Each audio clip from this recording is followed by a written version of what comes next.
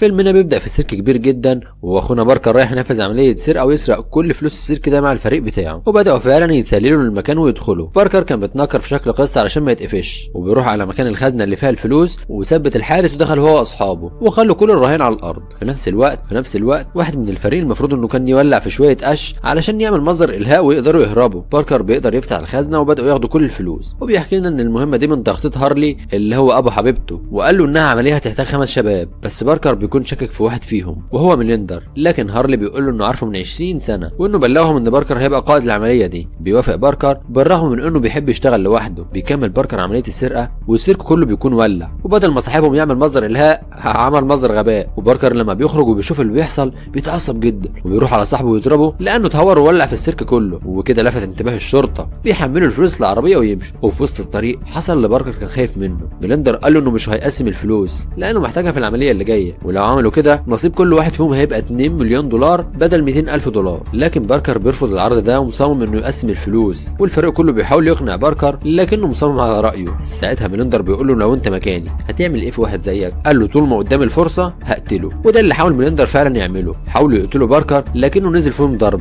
ولما لقاهم كتير ومش عارف يعمل ايه نط من العربيه. ميليندر مش بيسيبه، بيقول لهاردويك انه ينزل يخلص عليه. طبعا باركر بيكون متكسر من الوقعه، بيروح عليه هاردويك وبينزل ضرب فيه وبعدين بيضربه بالنار ويمشي. بعدها بيعدي مزارع فقير كده على الطريق وبيشوف باركر مرمى على الجرف، فبينزلوا يساعدوه بيقولوا انه لسه عايش، وبياخدوه يودوه على المستشفى. ولما بيفوق بيسمع في الاخبار عن عمليه السرقه بتاعته، فبيخرج من المستشفى بسرعه قبل ما الشرطه تقدر تمسكه. واول حاجه بيعملها انه بيعالج نفسه وبياخد مضادات حيويه، وبعدين بيبدا يدور على اللي حاولوا يقتلوه علشان ينتقم. بيروح على مكان عربيات حفظ الاموال لانه محتاج فلوس، فبيضرب الاستاذ جاك طلقه في رجله عشان ينفذ كلامه من سكات، وبيدخل ياخد الفلوس اللي عاوزها ويمشي. بعدها بيروح عند مزور لانه محتاج هويه جديده ورخصه وجواز سفر. بعدها بيتصل بهيرلي وبيساله عن مكان ميليندر. هيرلي بيساله عن السبب، بيقول له انهم حاولوا يقتلوه. هيرلي بيقول له ان ميليندر ما يطلعش بيشتغل لوحده وان له علاقات كبيره جدا مع اتقل عصابات في شيكاغو، بس باركر مش بيهتم وبيكون عاوز الاسم وبس. بيقول له بوبي هاردويك ده اللي ممكن توصل منه لاي معلومه، لكن خلي بالك دول اقوى مجرمين ممكن تقابلهم في حياتك. على طول بيروح للمكان، ولما الحارس طلع عشان ينادي لبوبي دخل وراه ونزل ضرب فيه، ودخل المكان وسال عن هاردويك، وبكل هدوء ساله عن اخوه. بس بوبي اتهور وحاول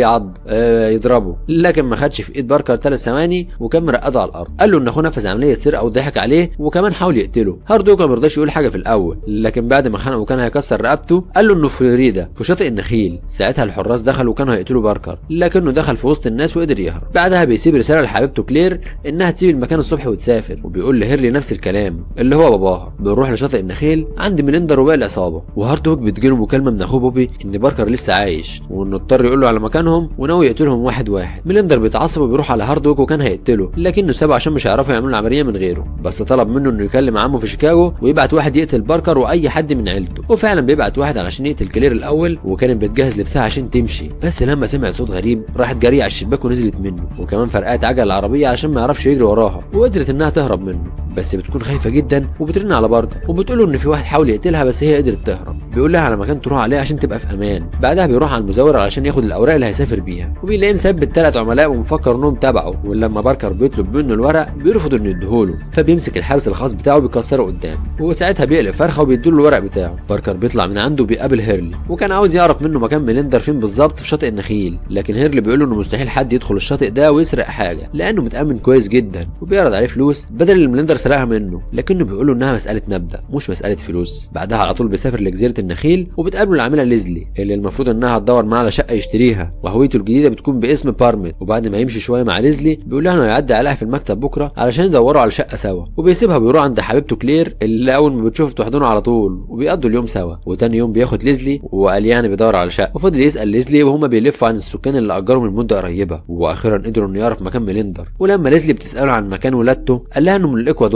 لكنها بتشك في كلامه لان لهجته مش زي الاكوادور. ولما بترجع البيت بتفحص كل البيانات بتاعت باركر، وبتلاقي ان الفيزا مش شغاله وان بارميت ده اسم شركه اصلا، وبدات تشك فيه اكتر. وبالليل باركر بيتسلل وبيدخل بيت ميليندر وبيراقبهم لحد ما بيمشوا، وبيدخل البيت وبيثبت الاسلحه في كل حته، وبيدخل على الاسلحه بتاعتهم ويفضل بارود من الرصاص علشان لما يواجههم ما يضربوش عليه نار. بس في نفس اللحظه لقاهم رجعوا تاني بسرعه، قدر يستخبى منهم، ولما دخلوا قفلوا الجراج قدر يخرج قبل ما يقفلوا.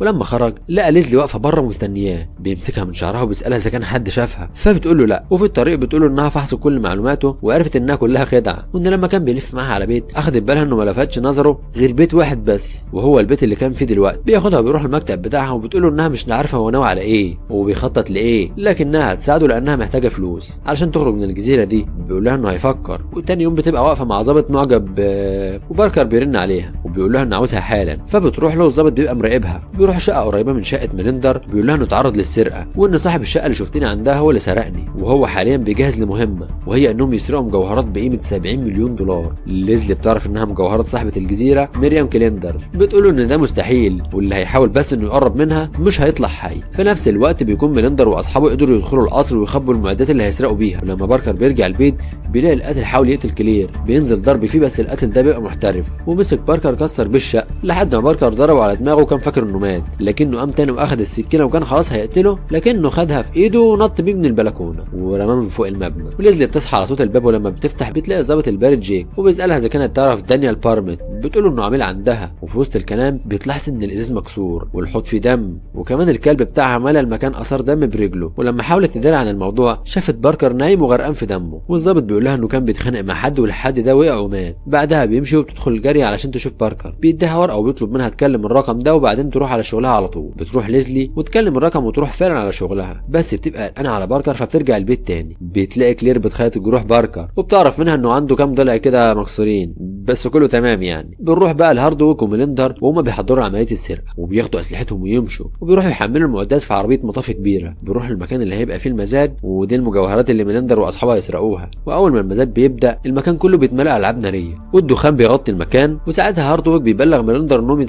بيتحركوا فعلا على انهم رجال اطفاء وبداوا يسرقوا كل المجوهرات الموجوده. وبعد ما خلاص جمعوها كلها كلموا هاردويك علشان يقابلهم بالمركب ويهربوا. بيطلعوا بيتسللوا من ورا الشرطه وبينزلوا الميه، بالرغم من ان الشرطه محاصره المكان لكنهم فعلا بيقدروا يهربوا. في نفس الوقت باركر بيكون دخل البيت ومستناهم عشان يقتلهم وياخد المجوهرات، وكمان ليزلي فهمت الحوار وراحت عند البيت تتاكد بنفسها. بيرجعوا البيت وبيطلعوا الغنيمه عشان يقسموها وبيكونوا مبسوطين جدا بالمجوهرات، بس في واحد منهم بيشوف ليزلي وهي بتتجسس عليهم فبيهددها بالسلاح وبيدخلها جوه. ولما باركر بيشوفها بيتضايق جدا لانه حذرها اكتر من مره. ميليندر بيقول لها انه هيقتلها لو ما اتكلمتش وقالت هي مع مين، وهاردويك بيتعصب وبيقوم ضاربها بالقلم، وكلهم بيكونوا خايفين اللي تكون مع باركر يعني. وهي على الارض بتشوف السلاح اللي باركر حاطه تحت الترابيزه فبتعرف انه موجود.